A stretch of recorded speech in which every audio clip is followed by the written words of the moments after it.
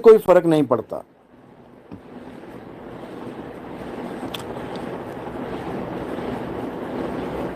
सतीश कुमार, गुरुजी आप कहते हैं कि आत्मा शरीर में नहीं है, तो शरीर चलता कैसे है?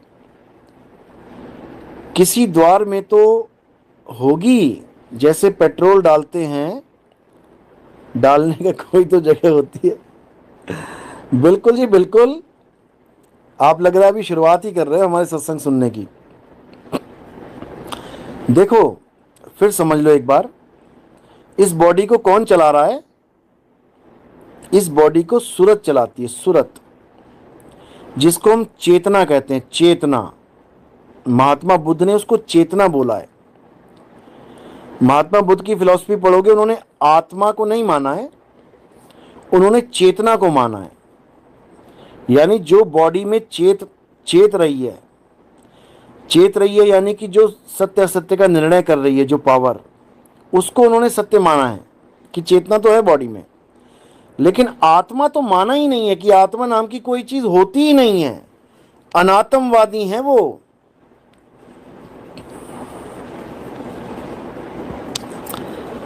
बहुत गहरा भेद है, समझ लोगे तो जीवन सफल हो जाएगा, नहीं तो भैया दोबारा चक्कर लगाने के लिए तैयार रहना।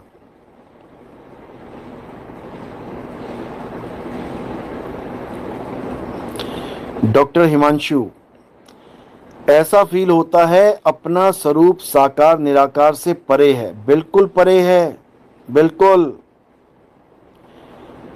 मैं हूं बस, शरीर में रह के, शरीर और ब्रह्मांड से परे। बस यहीं पे धोखा खा रहे हो तुम कि शरीर में रह के, शरीर में आप नहीं रहते हो। शरीर में कौन रहता है? आपकी चेतना रहती है। जैसे एक कुत्ते की चेतना कहाँ है? सामने शीशे के अंदर, तभी तो उसको प्रतिबिंब दिखाई दे रहा है। कुत्ता नहीं घुस गया शीशे में। कुत्ते को घुसा दो शीशे में।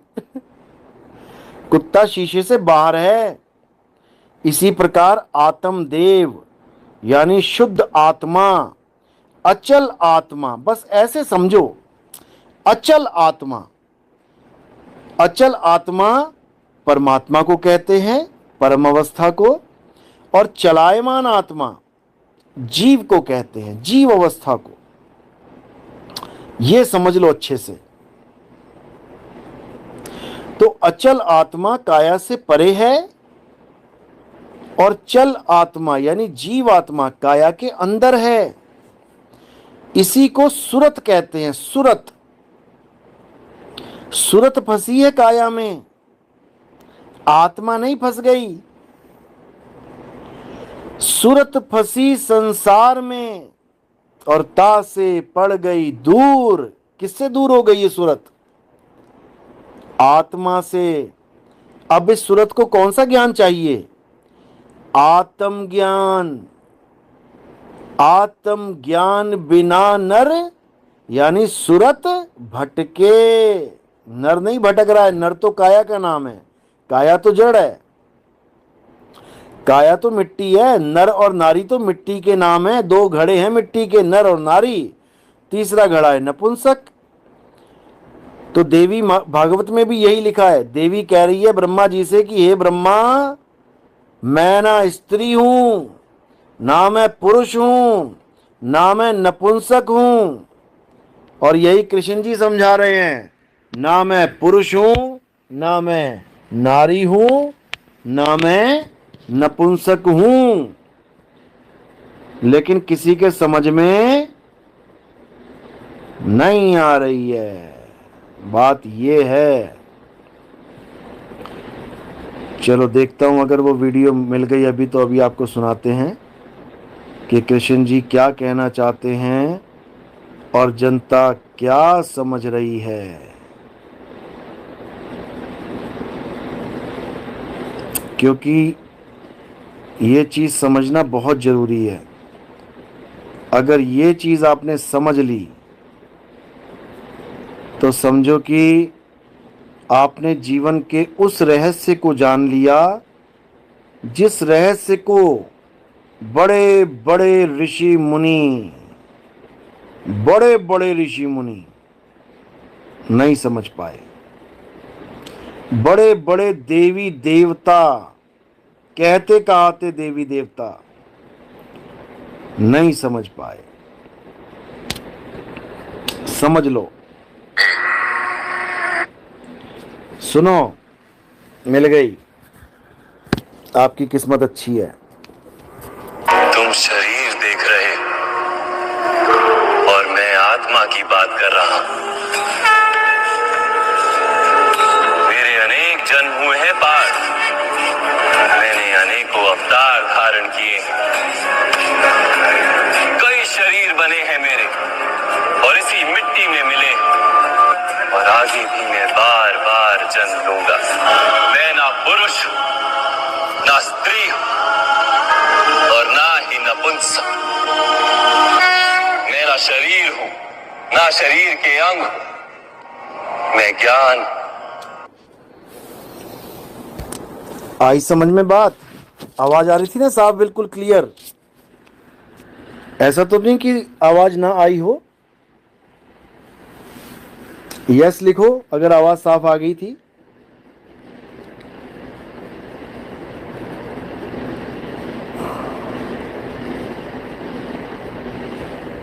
चलो, बहुत अच्छी बात है, बहुत अच्छी बात है कि आवाज क्लियर है। और आज आपको ये भी क्लियर कर देते हैं कि आखिर कृष्ण जी कहना क्या चाहते हैं। कृष्ण जी, राम जी ये कभी नहीं बोले, आज तक एक बार भी नहीं बोले कि मेरे मंदिर बनाओ। एक जगह भी नहीं बोला इन्होंने कि मेरी पूजा करो। ये कभी अपनी पूजा करवाने के लिए आए ही नहीं थे।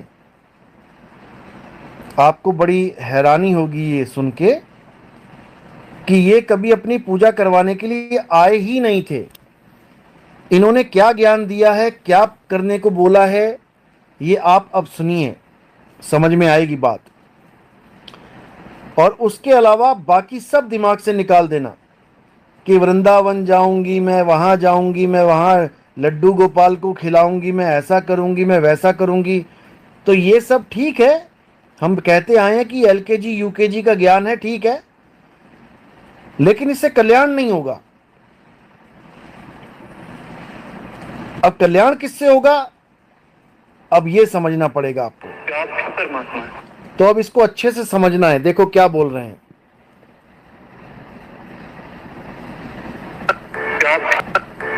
परमात्मा,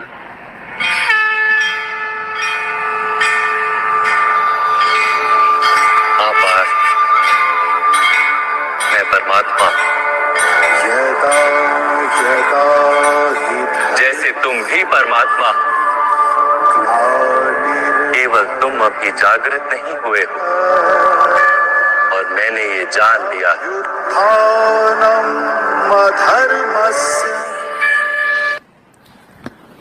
अब अर्जुन पूछ रहा है कृष्ण जी से, क्या आप भी परमात्मा हो? क्या आप परमात्मा हो? तो कृष्ण जी बोल रहे हैं, हां मैं परमात्मा हूं, जैसे तुम भी परमात्मा हो। अब यहां दो परमात्मा हो गए। कृष्ण जी समझा रहे हैं कि हां मैं परमात्मा हूं, जैसे तुम भी परमात्मा हो। मैंने ये जान लिया है और तुम अभी नहीं जानते।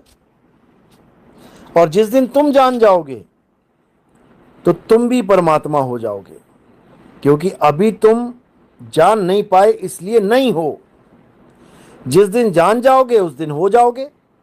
इसी प्रकार ईसा मसीह समझा रहे हैं कि I am son of God, मैं परमेश्वर का पुत्र हूं। कब तक? जब तक मैं परमेश्वर को नहीं जान पाया। और जैसे ही मैंने परमेश्वर को जान लिया, उसके बाद I and my father are one. समझ लो,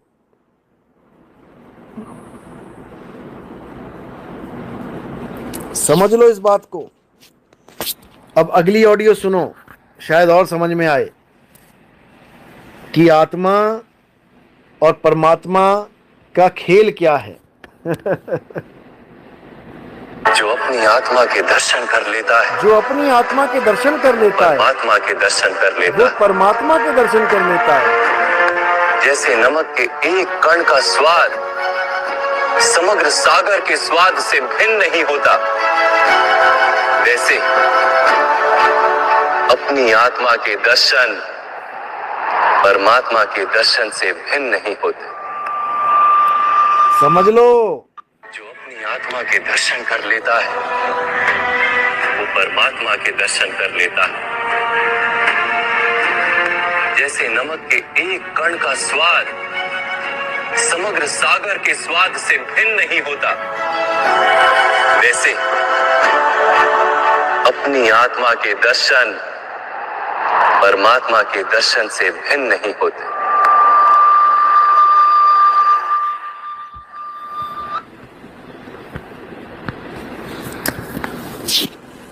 समझ लो, समझ लो, समझ लो। बार बार समझाने वाला कोई नहीं मिलेगा। राधे राधे करवाने वाले लाखों मिल जाएंगे, राम राम करवाने वाले लाखों मिल जाएंगे, श्याम श्याम करवाने वाले लाखों मिल जाएंगे, अल्लाहू अल्लाहू कराने वाले लाखों मिल जाएंगे, वाहिगुरु वाहिगुरु कराने वाले लाखों मिल जाएंगे। लेकिन तुम्हें आत्मा का ज्ञान समझाने वाला नहीं मिलेगा मेरे भाई, नहीं मिलेगा। इसीलिए मैं कह रहा हूं ये तुम्हारा आखिरी मौका है इस जन्म में। तुम किस्मत वाले हो जो तुम्हें ये आत्म ज्ञान घर बैठे मिल रहा है, घर बैठे। तुम सोच भी नहीं सकते कि तुम्हारी कितनी बड़ी किस्मत है कि तुम्हें आत्मा की जानकारी मिल रही है। जो बड़े बड़े ऋषि मुनि सारी उम्र मगजमारी करके चले गए लेकिन आत्मा का ज्ञान प्राप्त नहीं हो पाया, मंत्र ही जपते चले गए बेचारे, मंत्रों में सिर फोड़ के चले गए, अपना जन्म बर्बाद करके चले गए, आत्मा का ज्ञान नहीं हो पाया। ये तुम्हारी किस्मत है जो तुम आज इस मोबाइल की वजह से घर बैठे उस परम तत्व का ज्ञान प्राप्त कर रहे हो। बहुत बड़ी किस्मत है भाई तुम्हारी। कहते हैं इस देही को सिमरें देव और सो देही कर हर की सेव। इस देही को देवता सिमरते हैं कि हमें ये इंसान जन्म मिल जाए।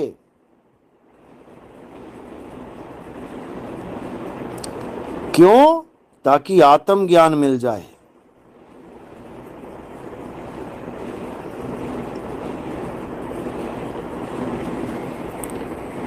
समझ लो इस बात को। लेकिन हम देवताओं की पूजा में लगे हुए हैं। देवता हमारा शरीर पाने के लिए तरस रहे हैं कि इंसान बना दो भगवान एक बार।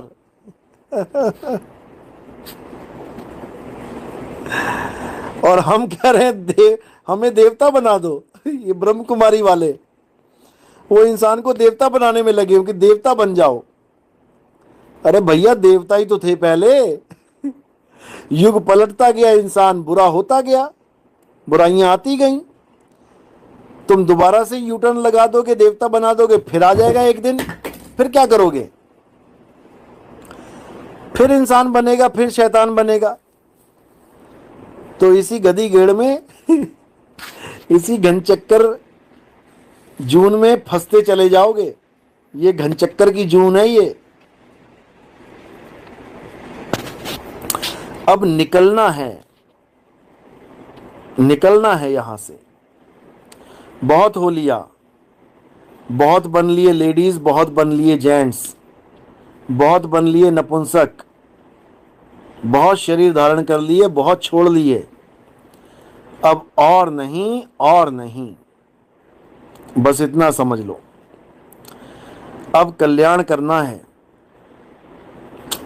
इस जीवात्मा का, इस सूरत का। कैसे होगा? आत्म ज्ञान से होगा, आत्म ज्ञान से। इसके अलावा मेरे भाई कोई रास्ता नहीं है, भटकना ही पड़ेगा। जयंत महंत, पहले डॉक्टर हिमांशु का पढ़ देते हैं मैसेज, पहले कुछ लिखा था इन्होंने। मीनिंग, शरीर में चेतना है जिससे शरीर चल रहा है, शरीर और ब्रह्मांड प्रतिबिंब है और हमारा मूल आत्म स्वरूप शरीर और ब्रह्मांड से परे सत्स्वरूप। क्या बात है, अरे भाई एक ही दिन में समझ गए तुम तो बात। एक ही दिन छोड़ो, एक ही 10, 15, 20 मिनट में समझ गए बात। बहुत अच्छी बात है। अगर ये बात तुम्हें समझ में आ गई तो then you are the luckiest person on this in this universe, on this earth. फिर तुमसे बड़ा किस्मत वाला इस पूरे ब्रह्मांड में नहीं है, अगर तुम्हें इतनी बात समझ में आ गई। साहिब समझा रहे हैं कि आदि नाम हम भाग सुनाया और मूर्ख जीव समझ नहीं पाया। तो बहुत खुशी है अगर आप इस सत्संग में अपने स्वरूप को निराकार और साकार से, पिंड और ब्रह्मांड से परे समझ रहे हो। बहुत अच्छी बात है, बहुत अच्छी बात है। क्योंकि जब ये संस्कार पड़ जाएगा आपके अंदर तो एक पेड़ बनेगा। बीज पड़ गया तो पेड़ बनेगा और उस पेड़ का नाम है मुक्ति। समझ लो। मोहम्मद नबी, लख लख शुक्र गुजारा उस साहिब कबीर जी दा, उन्होंने कृपा की जी साहिब। बिल्कुल सही बात है। बंदी छोड़ दया करते हैं, मालिक दया करते हैं। लेकिन दुख इस बात का है कि उनके ज्ञान को कोई समझ नहीं पा रहा और उनके नाम पे ही पंथ चला के बैठे हुए हैं। खैर ये भी जरूरी है। और साहिब ने तो बोला ही है, 12 पंथ काल फुरमाना और भूले जीव न जाए ठिकाना, 13वें पंथ हम ही चले आए, सब पंथ मेट के एक पंथ चलाएं। ये तो उन्होंने बोला ही है, इसमें तो कोई दो राय है नहीं। और ये पूरा तो होना ही था।